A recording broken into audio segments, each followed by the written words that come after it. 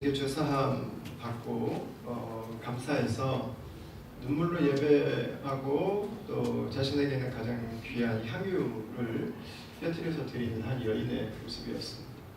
그러니까 사실 이건 한 여인의 이야기가 아닙니다. 이 이야기는 땅 가운데 그 장소 안에 임한 하나님 나라의 이야기입니다. 누가는 그 실체를 지금 보여주고 있는 거예요. 사람들의 눈으로 보는 세상과 하나님의 눈으로 보는 세상이 다를 수 있다고 하는 것입니다. 이 당시에 유대교적인 가치가 이스라엘을 다스리고 있었기 때문에요. 그곳에 있었던 바리새인 시몬을 비롯해서 대부분의 사람들이 가지고 있던 기준은 뭐였냐면 율법이었습니다. 율법.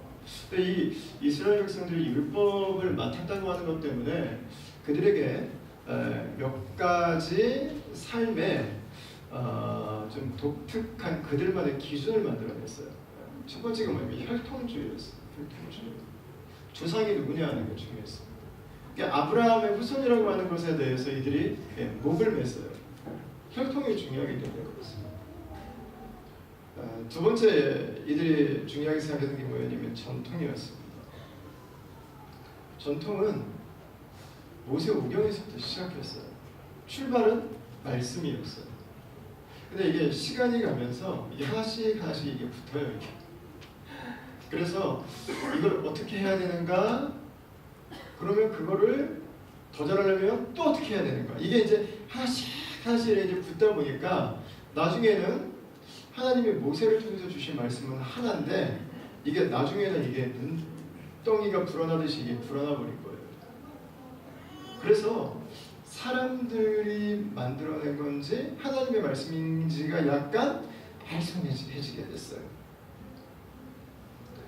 자, 세 번째 율법을 가지고 있는 사람들에게 나오는 이 중요한 부분은 뭐냐면 자기의예요. 자기의. 왜요? 조상 때부터 뭐 무지막지하게 만들어내가지고 어쨌든 열심히 지켰거든요. 열심히. 그러니까 이제 그 마음 안에 이런 생각이 드는 거예요. 내가 이 정도로 열심히 했으니까 하나님의 나를 기억해 주시겠지. 그러니까 이거 하나님이 기억 못 해주시면 어떻게 하는 거예요? 섭섭해지는 거예요. 이제. 아니 하나님 내가 어떻게 이렇게까지 하는데 설마 나를 기억 못 하시겠어? 이 섭섭의 병이 여기서 이제 들어오는 겁니다. 내가 이 정도 했으니까 구원받을 때 하나님이 이 정도는 고려를 좀 해주시겠지 라는 거예요. 자, 근데 이 혈통주의, 전통, 자기의라고 하는 거는요 그냥 그걸로 끝나지 않아요. 그게 결과를 만들어야 됩니다. 삶에서 결과물들을 만들어야 돼요. 첫 번째는 차별입니다. 하나님이 이스라엘을 부르신 것은 구별됨이었어요. 구별됨. 그런데 이스라엘 백성들은 자신의 구별됨을 다른 사람들을 차별해도 되는 것으로 오해를 했어요. 아브라함의 자손이 아니면 차별했어요. 율법을 모르는 사람은 차별을 했어요. 또 두 번째는 정죄 문화를 만들어요. 이방인들, 율법이 없는 사람들, 하나님의 뜻을 행하기에 좀 부적절하다. 그러면 정죄하는 거예요. 정죄. 이제 이방인들, 저 죄인들, 저 독사의 자식들. 정죄 문화예요. 정죄 문화. 그러면서 여기서 또 하나 이제 마지막 세 번째 나오는 게 뭐냐면 이중적인 삶의 모습입니다. 왜냐하면 정죄 문화가 있는 것은요 이중적인 모습이 반드시 있어요. 여러분 교회도 마찬가지입니다. 한국 교회 안에도 율법주의적인 성향이 강한 공동체는 정죄 문화가 있어요. 집사가 잘가지고 교회에서는 그러면 안 되는 게 뭐가 많아요. 그래서 금기가 많아요. 금기. 교회에 뭐가 하면 안 되는 게 많아. 그러니까 뭐예요? 서로 눈치 보는 거지. 서로 눈치 봐요. 그리고 두 가지 모습을 만들어내요. 교회 모습과 진짜 내 모습이 다르게 나타나요. 이거 저만 느끼는 것 같습니다. 저 우리 교회 얘기는 아니고 우리 교회 얘기는 아닌데 그런 부분들이 있는 교회도 있었어요. 제가 생각했던 교회들도 여러분들은 너무 좋은 공동체 안에 오래 섬기셔서 전혀 와닿지 않는 모습이신데 정죄 문화가 있는 공동체는요 반드시 미선의 문화가 나올 수밖에 없어요. 반드시입니다. 반드시.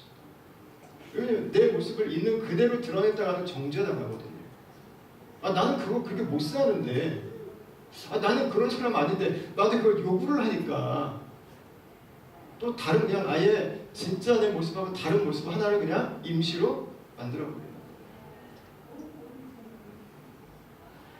그럼 이게 이 유대인들의 모습이었어요. 그리고 이 유대인들의 모습은 결과물을 만들어냈어요. 차별, 정죄, 이중적인 삶의 모습들. 그 대표자가 누구예요? 바로 이 여인이에요. 이 여인. 여인은 차별당하는 여자. 한 번도 수용되어 본 적이 없는 여자. 한 번도 내 이름을 불러준 적이 없는 여자. 내 존재가 동전 몇 잎으로 날마다 버려지는 것 같은 아픔을 가지고 있다는 여자. 사람들이 쏘아붙이는 차가운 시선으로 마음이 꽁꽁 얼어붙어 있는 여자. 사람들의 손가락에서 나온 그 화살로 마음의 가시가 돋칠 대로 돋친 여자. 여러분, 이게 유대교가 만들어낸 결과물이에요. 결과물.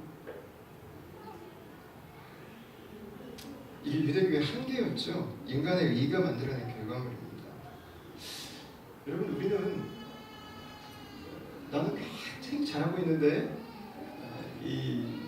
딴 사람들이 안 받쳐주거나 상황이 안 받쳐줘서 내 삶에 이런 어려운 일이 있다고 생각할 때가 종종 있어요. 여러분, 근데 반대일 때도 있어요. 개인의 삶은, 그 사회는 그 사람들이 가지고 있는 사상의 결과물들을 많아요. 이런 여인이 존재할 수 있는 것은 그 당시 사람들이 가지고 있는 생각의 결과물들이었어요. 그래서 우리가 무엇인가를 여러분 판단할 때 그 사람의 말이 옳은가 그른가를 가지고 판단하시면 안 돼요. 말이 옳을 수도 있어요. 말이 논리적일 수도 있어요. 그 사람 말이 진짜라면 말만 보면 안 돼요. 말만 들으면 안 돼요. 뭘 봐야 돼요? 삶을 봐야 돼요. 삶을. 그 사람이 말한 대로 살아가는 그 삶이 진짜인가를 봐야 돼요. 그 사람이 만들어내는 그 사람이 진짜인가를 봐야 돼요. 그게 말이 아니라 논리가 아니라 삶으로 나타나는 게 중요한 거예요. 삶으로 나타나는 게. 공산주의는 논리적으로는 여러분 얼마나 매력적입니까? 막시즘이 처음에 유럽에 도입됐을 때 유럽의 지성인들이 다 환호를 했어요. 그냥 이 힘없고 바보 같고 뭔가 공짜로 얻어보려고 하는 노동자 계층만이 아니라 지성인들이 환호를 했어요. 왜? 너무 매력적이거든요. 이런 사회가 이루어질 수만 있다면 기가 막힌 거죠. 여러분, 그런 논리와 현실은 엄연히 다른 거예요. 칼막스가 한 가지 염두에 두지 못했던 것은 인간의 죄예요. 인간의 죄. 그 문제만 염두에 뒀다면 공산주의는 기가 막힌 거예요.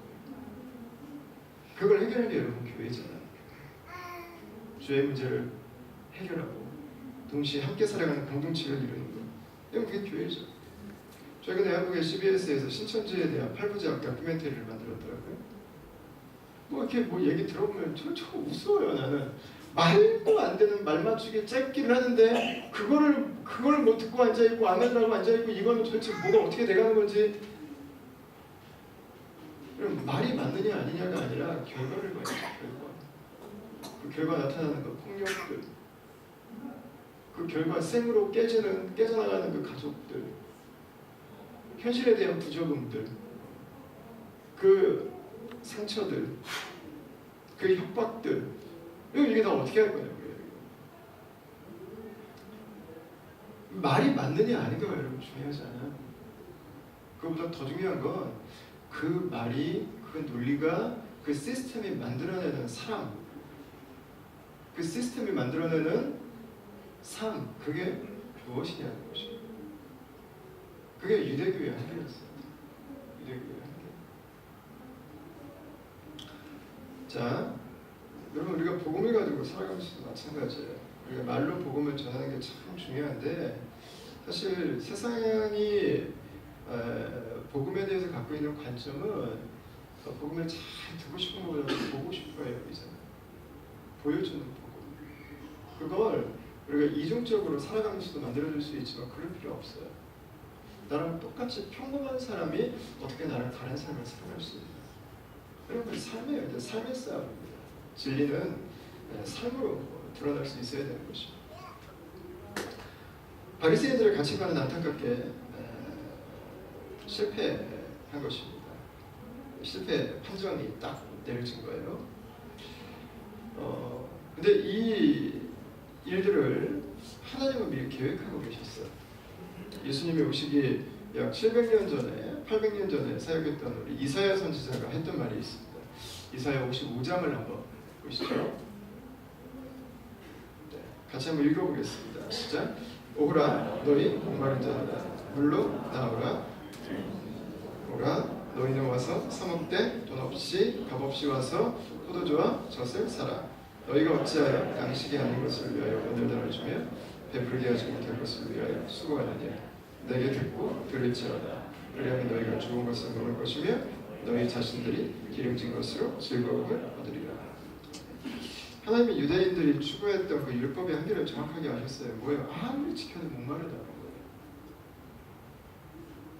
아무리 몰두해도 여전히 배고프다는 거예요. 남는 건 뭐밖에 없어요? 수고밖에 없다고요. 일생을 다해서 지키려고 바득바득 애를 썼는데 남는 게 아무것도 없어요. 해갈수록 이렇게 해서 하나님이 다 인정하시나? 이렇게 살면 하나님 안에서 만족한 삶을 살아갈 수 있는 거. 근데 왜 나는 더 힘들지? 그 퀘스천이 여러분 계속 나오는 거예요. 근데 이사야는 여기서 하나님이 주실 양식을 소개합니다. 우리를 배부르게 하고 만족하게 하고 즐겁게 하는 양식입니다. 근데 중요한 게 어떻게 얻는가요? 어떻게 얻는가의 양식을 3절을 한번 보십시오. 3절 같이 읽겠습니다. 너희는 귀를 기울이고 내게로 나와 들으라. 그리하면 너희의 영혼이 살리라. 내가 너희를 위하여 영원한 언약을 맺으리니 곧 다윗에게 허락한 확실한 은혜니라. 아멘. 여러분 어떻게 얻는답니까? 그냥 나오랍니다. 나오라.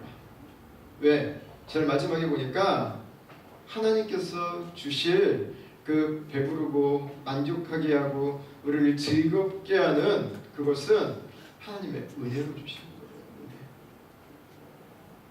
우리가 뭔가를 막 잔뜩 해가지고 하나님 앞에 나 이만큼 했으니까 인정해 주세요 이게 아니라 하나님의 은혜로 주시는 거예요. 은혜로 주시는 거예요. 하나님께서 은혜로 주실 것에 대한 약속을 이사야 선지자가 미리 대언하고 있는 것입니다. 근데 신기하게도 바울이 에베소서에서 이런 이야기를 합니다. 이사야 선지자하고 전화로 나한테 많이 했던 것 같아요. 한번 보십시오. 너희는 그 은혜에 의하여 믿음으로 말미암아 구원을 받았으니 이것은 너희에게서 난 것이 아니요 하나님의 선물이라 그랬습니다. 행위에서 난 것이 아니니 이는 누구든지 자랑하지 못하게 함이라 그랬어요. 사도 바울은 우리의 구원에 대해서 이야기를 하고 있습니다. 우리가 얻게 될 하나님의 구원에 대한 이야기를 합니다. 그런데 하나님 이야기를 보십시오. 은혜랍니다. 은혜. 은혜는 뭡니까? 거둬주는 게 은혜입니다. 내가 한 게 아무것도 없는데 그냥 주는 거예요. 선물이랍니다. 선물. 선물은 뭡니까? 생일을 맞아서 누군가 저에게 선물을 하나를 주셨는데 제가 고맙습니다 하고 만약에 한 $10 내밀면 어떻게 되겠어요? 상식이 없는 거죠 이거는. 아 괜찮다고 선물이라고 그러는데 아 그래도 5불이라도 이거는 선물이라고 하는 것은 사랑해서 그냥 주는 것입니다. 오해하지 말라고 마지막에 설명까지 붙였어요. 당신들의 행위에서 나온 것이 아니랍니다. 여러분 이게 뭡니까? 예수님께서 우리에게 주신 구원입니다. 하나님께서 우리에게 주시는 그 배부른 삶이라고 하는 것, 만족하는 삶이라고 하는 것, 우리를 의미 있게 하는 삶이라고 하는 것, 이건 선물로 주신다는 거예요. 자, 이런 맥락에서 예수님께서 여인에게 했던 이야기를 다시 한번 좀 보시죠. 누가복음 7장 48절입니다.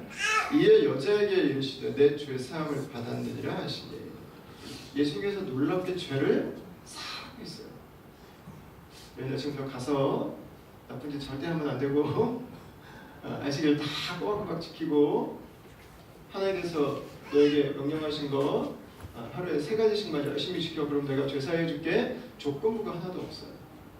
뭐하고 있어요? 선언하고 있어요. 선포하고 있는 것입니다. 예수님 쪽에서 그냥 일방적으로 판단하고 있는 거예요. 일방적으로. 그녀의 의사를 묻지 않았어요. 내가 사해줄까 말까 묻지도 않았어요. 사안 받아는 아니라 선포하시는 거예요. 선포하시는 거. 자, 근데 그 옆에 있던 바리새인들이 이런 질문을 해요. 49절인데 함께 앉아있는 자들이 속으로 말하되 이가 누구에게 죄도 사하는가 하더라. 이런 질문을 합니다. 여러분, 이 사람들이 누가 죄를 사하는지 알았을까요? 몰랐을까요? 이 사람들이 죄를 사하는 권세가 누구에게 있는지를 알았을까요? 몰랐을까요? 알았습니다. 이 말씀은 예레미야 31장에 나오는 유대인이라면 모를 수 없는 이스라엘 백성들이 시내산에서 하나님과 맺은 그 언약을 깨트려 버렸어요. 그거를 예레미야는 옛 언약이라고 그랬어요. 그리고 하나님께서 이스라엘 백성들과 맺을 새로운 언약에 대한 약속을 해주셨어요. 그 예레미야 31장에 나와요. 그걸 반복하고 있는 게 히브리서 8장 말씀이에요. 자, 봅시다. 예레미야 31장입니다. 31절 34절 말씀을 같이 한번 봅시다. 읽겠습니다. 여호와의 말씀이니라. 보라, 날이 이르리니 내가 이스라엘 집과 유다 집에서 새 언약을 맺으리라. 그들이 다시는 각기 이웃과 형제를 가리켜 이르기를 너는 여호와를 알라 하지 아니하리니 이는 작은 자로부터 큰 자까지 다 나를 알기 때문이라. 내가 그들의 악행을 사하고 다시는 그 죄를 기억하지 아니하리라. 여호와의 말씀이니라. 아멘. 하나님께서 새로운 언약을 맺으실 것이다 이렇게 말씀하셨어요. 하나님이 친히 오셔서 이스라엘 백성들과 시내산에서 언약을 맺은 것처럼 이제 새 언약을 맺으신대요. 근데 하나님이 맺으시는 새 언약의 내용이 죄 사함에 대한 약속입니다. 여러분, 예레미야 31장의 말씀은 구약과 신약을 나누는 분기점이 되는 예언이에요. 새 언약이라고 하는 것은 신약이라는 뜻입니다. 신약. 우리가 가지고 있는 신약성들. 여러분, 이 49절의 이 질문은 유대인들이 지금 몰라서 하는 질문이 아니에요. 예레미야 31장 말씀은 이스라엘 백성들에게 너무 유명한 말씀이에요. 하나님이 빨리 오셔서 새 언약을 맺으시는 그날을 이들은 오매불망 기다리고 있었어요. 그런데 그 죄를 지금 누가 사하고 있어요? 예수님이 사하고 있어요. 이상한 등식이 지금 성립되고 있어요. 죄는 하나님의 새 언약과 함께 사해 주셔야 하는데 예수가 지금 이 여인의 죄를 사하고 있는 거예요. 이들이 동의할 수 없는 공식이 하나 있었어요. 그게 뭐였습니까? 예수님은 하나님이라고 말하셨어요. 이걸 이들은 받아들일 수 없었어요. 그래서 지금 묻고 있는 거예요. 아니, 죄를 사는 이게 지금 누구지? 근데 누가는 그들을 통해서 반대로 우리에게 선언해 주고 있는 거예요. 예수는 우리의 죄를 사하는, 우리에게 새 언약을 주시는 하나님 그분이시라고. 이 방에서 일어나고 있는 일들은 뭡니까, 여러분? 한 여자가 은혜 받아서 예수님한테 값비싼 향유병 깨서 드리는, 여러분, 이게 아니에요. 이게 아니야. 이것은 매우 작은 거예요. 이거는 발톱만한 것도 안 돼요. 이거는. 이 방 안에서 일어나고 있는 사건은 뭐냐면 지금 예레미야에 약속된 그 하나님의 새 언약이 이 세상에 이루어지고 있다고 하는 거예요.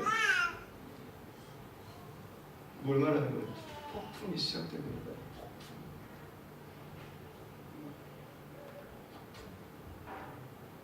세상을 다스리는 기준, 정죄와 판단과 차별과 자기의와 위선과 이중적인 세상을 다스리던 그 기준이 바뀌어버리는 거예요. 뭘로? 하나님의 용서와 수용과 사랑과 하나님의 통치와 하나님의 안아주심과 그분의 부르심과 그분의 나라를 위한 헌신으로 세상의 이 틀이 달라지는 거예요. 하나님이 그 일을 드디어 예수 그리스도로 말미암아서 시작하신 것입니다. 누가는 지금 그 하나님의 새 일이 시작된 것을 우리에게 보여주고 있는 거예요. 그 에베소서 2장 8절에서 누가 그 구원 받습니까? 너희는 그 은혜에 의하여 무엇으로 말미암아? 믿음으로 말미암아 구원받는 것이. 유대인이요? 아니라고요. 남자들이 구원받는다고요? 아니라고요. 누가 믿는 사람, 신뢰하는 사람. 누구를 신뢰해요? 예수님. 예수님께서 구약을 이루기 위해서 이 땅에 오신 하나님의 아들이신 것을 마음에 믿고 신뢰하는 사람. 그들이 하나님의 구원 안에 들어갔다는 거예요. 이걸 잘 정리해놓은 말씀이 요한복음 1장 12절 13절 말씀입니다. 여러분 많이 암송하는 말씀이시죠? 우리 같이 한번 읽겠습니다. 시작.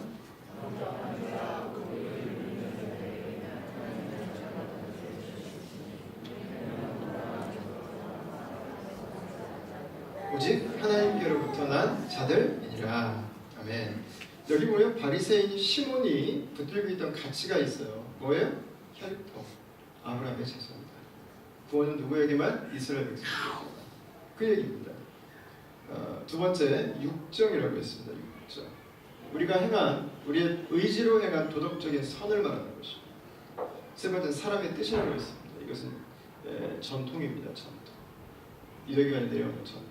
그거 행해야 구원받는다고 생각했어요. 근데 요한은 전혀 다른 이야기를 해요. 그게 아니라는 거예요. 하나님으로부터 난 자들이 있다는 거예요. 은혜로 난 자가 있다는 거예요. 하나님이 선물로 태어나게 하는 자들이 있다는 거예요. 하나님의 자녀들로. 그게 누굽니까? 예수 그리스도를 믿고 그분을 영접하는 사람. 이거예요.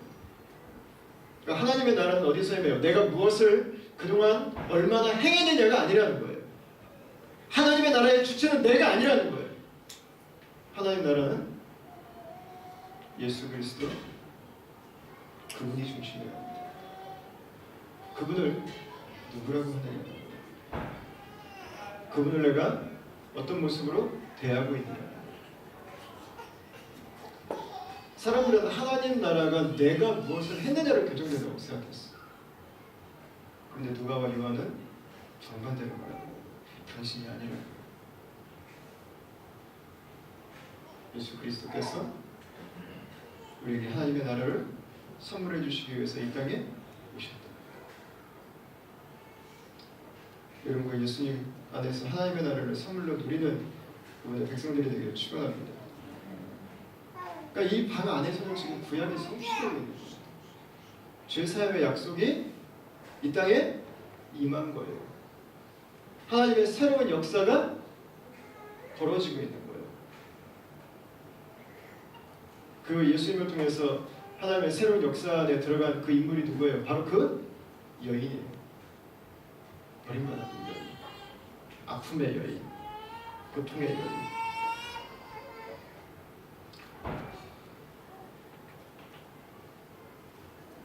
여러분 여기에서 이 누가는 계속해서 이제 8장 1절하고 3절까지 중요한 메시지 하나를 연결시켜요.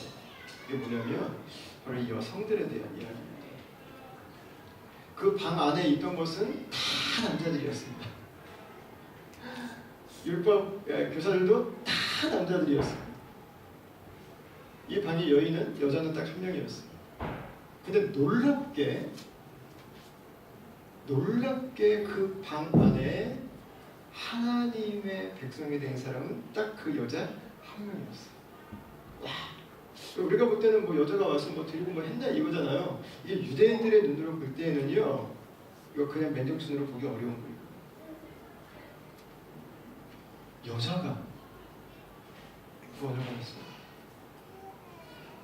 여자가 하나님을 온전히 예배하고 있어요. 여자만 예수님에게 온전한 헌신을 드리고 있어요. 남자들은 다 하나님 나라에서 제외되어 있고.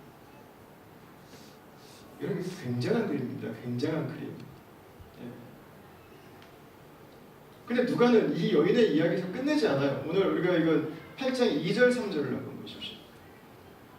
또한 악귀를 쫓아내심과 병고침을 받은 어떤 여자들 곧 7 귀신이 나간 자 막달라인이라 하는 마리아와 헤롯의 청지기 구사의 아내 요한나와 수산나와 또 다른 여러 여자가 함께하여 자기들의 소유로 그들을 섬기더라.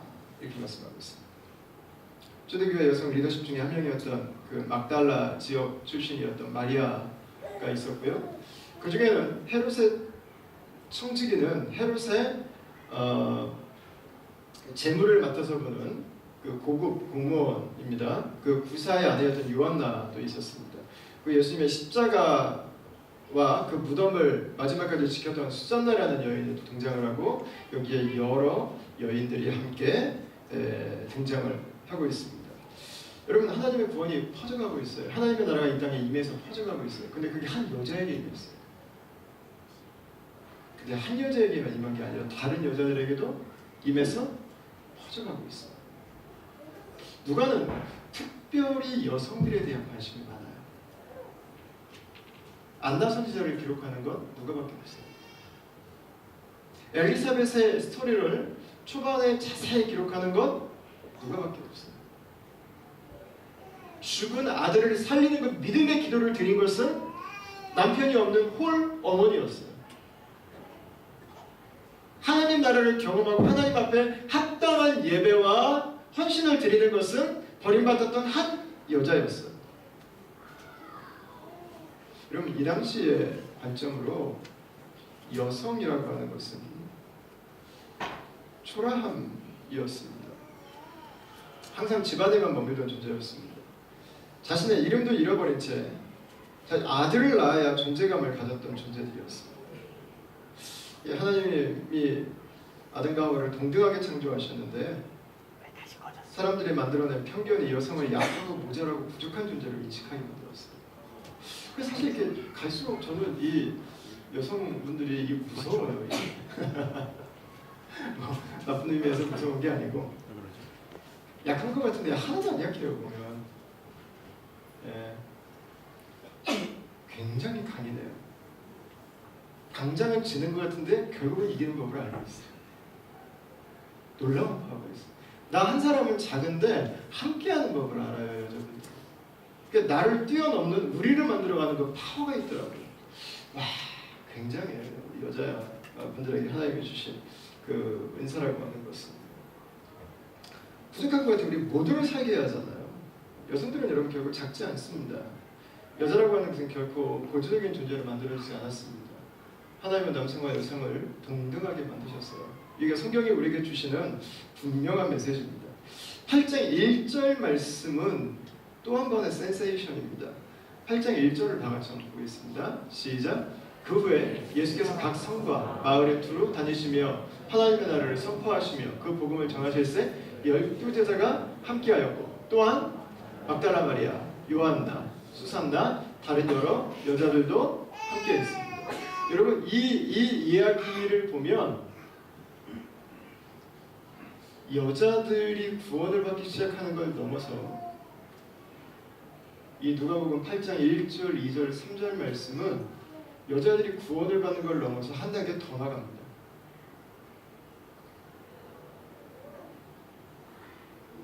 여자들이 예수님의 제자들과 동등하게 기도합니다. 여러분, 무슨 말이에요? 그녀들은 예수님의 제자로 인정받았다. 여러분, 오늘 이 본문은요, 누가가 로마인이기 때문에 사실은 쓸 수 있는 표현들입니다. 여성들이 구원을 받을 뿐만 아니라 그 자체로 아들을 낳지 않아도 구원을 받을 뿐만 아니라 여인들이 예수님의 제자가 되고 거기다 한 걸음 더 나가서 예수님의 동역자가 되는 거죠. 사실 아마 제가 이 말씀을 이렇게 막 센세이션을 하다 뭐 충격적이다 이래도 여러분들은 아마 별로 못 느끼실 거예요. 저거 뭐 당연한 거 아니야? 지금 그렇게 듣고 계시죠? 왜 그렇습니까? 우리 시대는 이미 여성에 대한 이 존중과 여성의 인격에 대한 가치가 인정받는 사회가 됐기 때문에 그래요. 복음이 들어가고 나서 치열한 여성에 대한 여성의 인격에 대한 그 회복의 역사들이 여러분 있었어요. 그러나 이 당시는 그렇지 않았어요. 이 당시는. 여러분, 여기서 우리는 중요한 메시지를 하나 발견할 수 있어요. 복음은 그 사회의 통념을 뒤집을 때가 있다고 하는 것이죠. 어떤 사회를 복음 앞에다 놓고 보면 복음과 너무 동떨어져 있는 것을 느낄 때가 있습니다. 이 당시의 여성의 가치는 그랬습니다. 하나님께서 여성을 만드신 것과 여성들의 지위와 그 자리가 너무 동떨어져 있었어요. 그러니까 예수님께서 보여주시는 모습이 이 당시의 눈으로 보면 이거는 너무 말도 안 되게 혁명적인 거예요. 여러분, 이 말은 복음이 잘못된 것을 의미하지 않습니다. 세상이 죄로 인해서 그만큼 더 심각하게 어그러지고 깨져 있다고 하는 걸 말하는 것입니다. 복음은 그래서 그 땅에 필요한 거예요. 하나님의 곁으로 그 땅을 볼 때, 그 민족을 볼 때, 그 사람을 볼 때, 그 가정을 볼 때, 그 가정이 하나님 말씀이 너무 동떨어져 있다고 한다면 여러분, 그 가정에 복음이 들어가기가 어렵다고 생각할 수 있어요. 그러나 정반대예요. 그곳은 반드시 복음이 필요한 곳이에요. 하나님과 멀어지면 멀어질수록 우리에게 찾아오는 삶은 더 공공하고 고통스러운 것이 되기 때문에 그렇습니다. 여러분, 저와 여러분들이 이 하나님의 이 복음 앞에 순종하면서 살아갈 수 있게 되길 바랍니다. 때로 그것은 우리에게 도전을 요청할 때도 있어요. 때로 그것은 우리에게 대가지불을 요청할 때도 있어요. 때로 그것은 우리에게 어려움을 요청할 때도 있어요. 여러분, 그러나 그 어려움이 그 대가지불이 우리가 그 도전을 포기해야 되는 것을 의미하지는 않는 것입니다.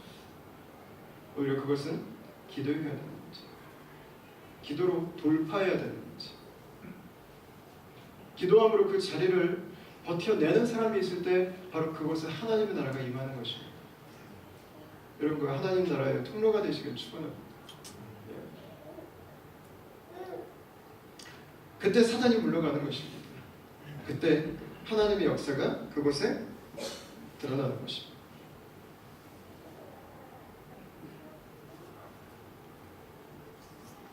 자, 이 예수님에게 향유를 드린 여인도 그렇고요, 막달라 마리아, 요한나도 그렇고요, 이 여인들은 유대교의 관습과 그 전통의 눈에서부터 자유케 되고 벗어나는 것으로 끝나지 않습니다. 이들은 로마인들이 가지고 있던 그 가치관들도 이겨냅니다.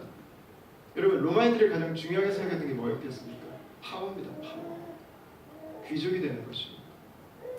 노예에서 자유민이 되고 자유민에서 귀족이 되는 것입니다.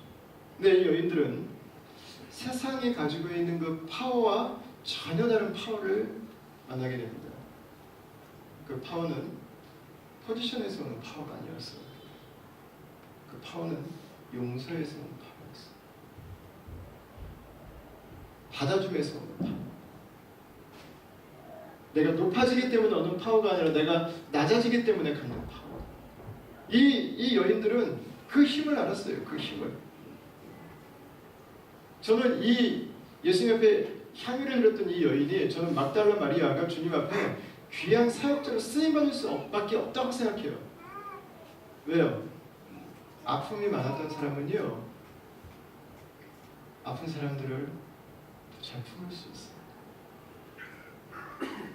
죄가 깊었던 사람은요, 죄 가운데 있던 사람들을 더 잘 품을 수 있어요.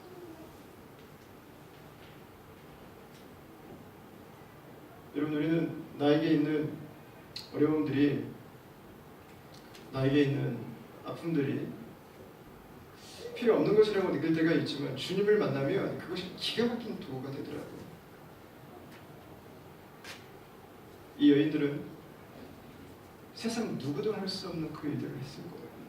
자신과 똑같은 아픔을 가지고 있는 그 여성들을 바라보면서 주님 앞에 할 일이 너무 많았죠. 이 여인들의 공통점이 뭡니까? 물질적인 헌신입니다. 로마인들이 추구했던 두 번째 가치는 물질이었습니다. 프로퍼티였습니다. 한 여인은 자신이 평생 보물인 향유를 예수님께 드려요. 그리고 본문에 나오는 여인들은 자신들의 물질을 예수님께 드립니다. 세상에서 물질은 자신을 과시하기 위해서 모읍니다. 내 삶의 편안함을 위해서, 편리를 위해서, 나의 만족을 위해서 우리는 더 많은 것들을 추구하는 사회 속에 살아가고 있습니다. 여러분, 그러나 예수님 안에서 물질은 전혀 다른 방향으로 사용되고 있습니다. 이 물질이 섬기기 위해서, 섬기기 위해서. 저는 이 모습을 보면서요, 굉장히 아름다운 그림을 하나를 봤어요. 예수님은 우리를 섬기기 위해서 이 땅에 오셨어요. 근데 그 예수님은 자신이 완전하심에도 불구하고 사람에게 의존하세요. 태어날 때도 마리아에게 의존하셨고요. 엄마의 젖을 먹으면서 엄마에게 의존했고요. 그리고 말 배우는 것도 사람들에게 의존해서 배웠고요. 의존했어요. 직업도 열심히 카펜터로 따라다니면서 배웠겠죠. 예수는 의존하셨어요. 여러분, 이 여인들은 하나님의 나라의 백성이 되기 위해서 구원을 위해서 예수님에게 의존했어요. 그래서 예수님도 많은 여인들에게, 많은 사람들에게 의존하는 삶을 살았어요. 여러분, 저는 이걸 보면서 천국을 봐요. 천국. 예수님이 그냥 능력과 힘 가지고 그냥 다 하시면 되는데 예수님은 그렇게 하지 않으셨어요. 왜냐하면 그것은 하나님의 방법이 아니에요. 하나님의 라이프 스타일이 아니에요. 천국의 라이프 스타일은 뭡니까? 서로 의존하는 거죠. 서로 의존하는 거. 나의 필요를 상대에게 의존하는 것을 부끄러워하지 않는 거죠. 상대의 필요를 내가 채워주는 것을 대단하게 생각하지 않는 거죠. 여러분, 천국은 뭐예요? 같이 의존하는 공동체. 예수님이 이 땅에 오셔가지고 그분이 갖고 있는 큰 힘으로 나만 따라다녀! 나만 보스처럼 하신 게 아니에요. 그분은 많은 사람들 중에 하나죠. 그분이 주시는 것이 있었지만 그러나 그분도 공동체를 통해서 꼭 공급받아야 하는 그 의존적인 위치에서 그분은 사셨던 것입니다. 그럼 이게 천국이에요. 이게 교회예요. 그 교회는 몇 사람이 끌고 가는 스타쇼가 아닙니다. 교회는 모든 성도들이 서로에게 의존하고 서로를 섬기면서 함께 이루어가는 유기체예요. 예수님의 이 모습을 통해서 우리에게 이 교회의 모습을 보여주고 계시죠. 이 섬김의 순환, 이 의존의 순환, 이 아름다운 모습이 이게 공동체의 모습입니다. 우리가 죽어서 천국에 가도 여러분 이거 누리는 거예요. 완전한 공동체 만나는 것이죠. 그리고 여인들은 예수님의 복음을 위해서 헌신합니다. 8장의 1절 말씀을 다시 한번 보시죠. 8장의 1절. 두루 다니시면서 하나님 나라를 선포하시며 그리고 복음을 전하는 일을 했다고 성경은 기록하고 있습니다. 여러분, 누가 이 일을 같이 했어요? 여인들이 했어요. 여인들이. 여러분, 저는 우리 공동체 안에 있는 자매들이 복음을 위해서 헌신하는 삶을 살아갈 수 있게 되길 축원합니다. 사모님들과 아멘을 제일 크게 하네. 예. 여러분, 우리 자매님들이 복음을 위해 헌신하길 바랍니다. 아멘. 아멘. 예. 여러분, 뒷짐지고 가만히 계시지 마세요. 제가 우리 공동체 안에서 형제들의 롤을 자꾸 강조하니까 자매님들이 어떤 가끔씩 이렇게 좀 위축감이 드시나 봐요. 그게 자매님들을 무시하는 게 아니고 남자가 영적 주도권을 갖고 있는 게 가정에서도 편해요. 네. 그 남자가 영적으로 예수님 앞에 바로 서면은요, 남자가 남편으로도 더 잘 살아요. 여러분. 저는 더 많은 걸 보고 있어요. 남자들은 조금 더디돼요. 조금 더디돼. 그러나 남자가 한번 자리를 잡으면 굉장히 정확하게 할 수 있어요. 근데 아내들은 직접 해도 훨씬 잘할 수 있어요. 제가 볼 때 얼마든지 잘할 수 있어요. 근데 여성분들이 주도적으로 다 나서서 사역하는 교회는 남편분들이 다 뒷짐지고 교회 따라다니는 교회예요. 여러분, 그런 교회 우리 하고 싶으세요? 아니잖아요. 그죠? 형제들의 믿음 앞에 반짝반짝 서야죠. 그 예수 그리스도에 대해서 헌신하고 가정을 섬기고 공동체를 세우고 세상을 위해서 나아가는 것들을 여러분 같이 해야죠. 저의 이 마음을 여러분 좀 이해해 주시고, 제가 자매님들을 미워하는 게 아니라고 하는 것을 이 영사가 강력하게 주장을 하고, 그러나 여러분, 저는 우리 자매님들께서 복음을 위한 그 헌신들을 저는 같이 기뻐하면서 그 동역자들로 서갈 수 있게 되길 바라요. 어떤 이 여성의 사명이 저는 결혼해서 아이를 낳는 것만은 아니라고 생각해요. 우리 김정영 선교사님 같은 분 뵈면 결혼을 하면 참 좋은데 꼭 결혼하지 않아도 괜찮은 것 같아요. 꼭 결혼하지 않아도.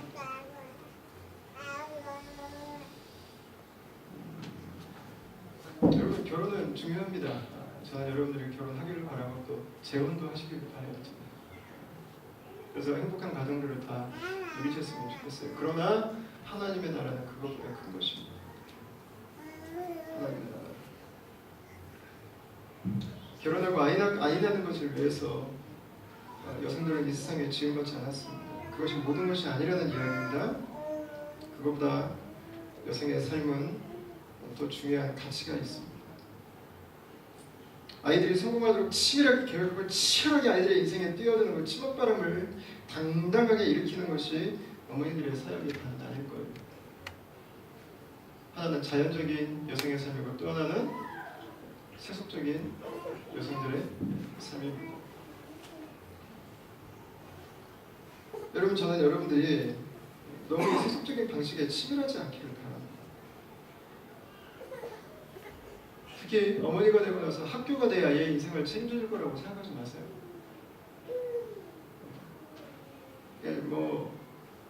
애 머리, 엄마의 정보력, 할머니 할아버지의 자금력, 이게 한국에서 애들이 성공하는 비결이라고 한 신문에서 논설에 한번 나왔었는데,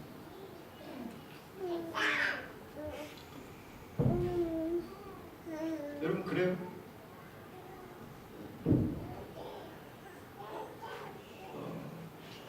미국의 아이비리그에 다니는 명문 사립대 다니는 그 학생들 이야기를 들어보면 미국에서 부모님들은 세탁소하고 식당하고 식품점하면서 열심히 돈 벌었어요. 근데 그 돈 다 갖다 뭐했냐면 애들 과외시켰어요. 학원번에.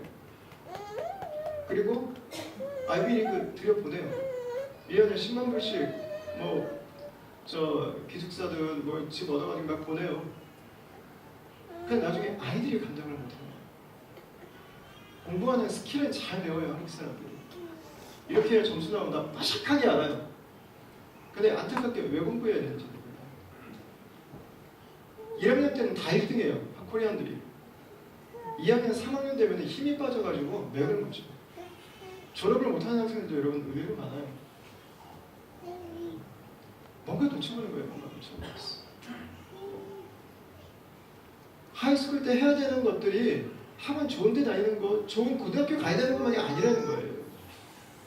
그 아이의 인생에 좋은 대학교 가고 좋은 직장 가는 것만이 아니라는 거예요. 그거보다 더 큰 게 있다고 하는 거예요. 여러분, 저는 우리가 우리 아이들을 믿음으로 살도록 좀 격려해 줄 수 있기를 바라요. 아이의 인생은 학교가 책임져 주지 않아요. 세속적 가치를 가르치는 것일 뿐이에요. 학교는. 아이들은 변화된 부모가 책임져요. 믿음 안에서 가지고 있는 그 부모의 눈이 그 자녀들을 키우는 거예요. 내가 이 정도 헌신해서 이 학교 보냈으니까 이제 알아서 되겠지. 여러분, 그냥 세상 닮은 아이 하나 나오는 거예요. 딱 세상 닮은 아이 하나. 여러분, 그런데 이렇게 할 재정이 있으면 그 돈 모아가지고 그 아이들 말씀 배우도록 여러분 추천하세요. 말씀 배우도록. 그리고 다음 세대를 위해서 우리 공동체에서 할 수 있는 좋은 일들을 위해서 좀 아이디어를 좀 모아보세요.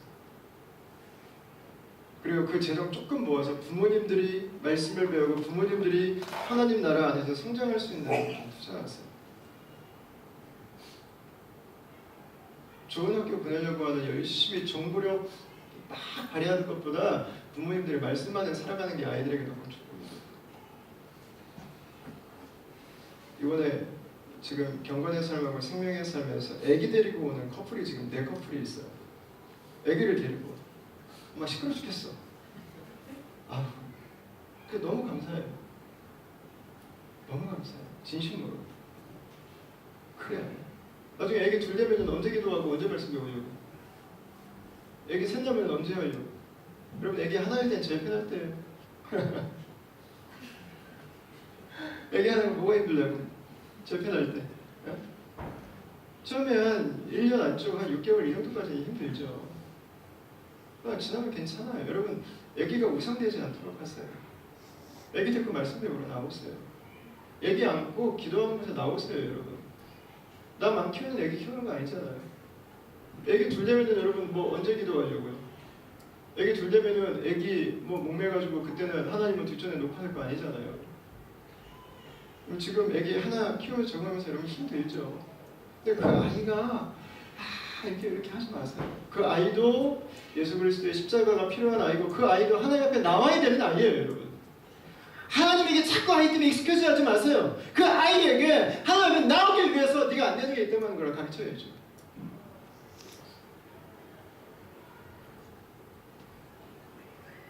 아멘인가요? 이번 달에 빛과 소금이라고 하는 기독교 잡지에 두 여자분의 이야기가 나왔어요. 한 번 여러분 잘 아는 그 이지선 양입니다. 30번 넘게 온몸이 삼두만상으로 30번이 넘는 끔찍한 고통스러운 수술을 했어요. 그 고통 중에 하나님을 만났어요. 그리고 미국에서 석박사를 공부하고 자신과 같은 인생의 고통을 당한 사람들을 위해서 살겠다고 얘기하는 인터뷰를 하더라고요. 이 했던 말 중에 이 뭉클하게 와닿았던 말이 그거였어요. 제 삶의 주제는 사랑입니다. 여러분 그 여자의 인생의 주제가 사랑입니까? 사랑. 끔찍, 버림받음, 아픔, 한탄 이런 거 아니에요? 그냥 사랑이에요. 사랑. 여러분 좋은 길로만 갔으면 지산자매가 그런 고백을 할 수 있었을까요? 좋은 대학교 나오고 열심히 토플 더 열심히 공부해가지고 대학원 가고 박사학위 하고 여러분 그런 인생 살아도 돼요. 여러분 그러나 자기가 그 공부를 왜 해야 되는지 결정해서 갈 수 있는 아이를 키우면 부모가 대학원 보내려고 이렇게 목숨 안 걸어도 돼요. 알았어요. 하나님의 길도 열어주세요. 거기에 두 번째 기사가 보츠니아라고 하는 곳에 살고 있는 김혜영 선교사님입니다. 여자 싱글이신데 첫째 딸로 태어났어요. 아버지가 승질이 나가지고 딸 낳았다고 화가 나서 아버지가 만취 상태, 술 취한 상태에서 아이를 바닥에 치고 던져버렸어요. 척추가 다쳐서 키가 크질 않았어요. 아버지는 자살을 했고 어머니는 정신줄을 앓고 있습니다. 동생 넷을 키워야 돼서 14살 때부터 식모살이를 했습니다.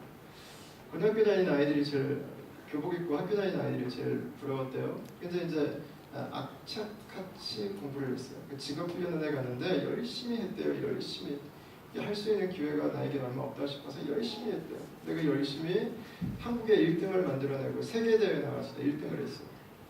나중에 대학교를 가고 싶어가지고 늦가기로 공부를 해서 대학을 어플라이했는데 2번을 떨어졌대요. 몸살이 나서 누워있는데 한 잡지를 읽게 됐어요. 그때 아프리카의 그 최빈국 중에 하나인 보츠니아라고 하는 그 나라의 필요를 알게 됐다고요.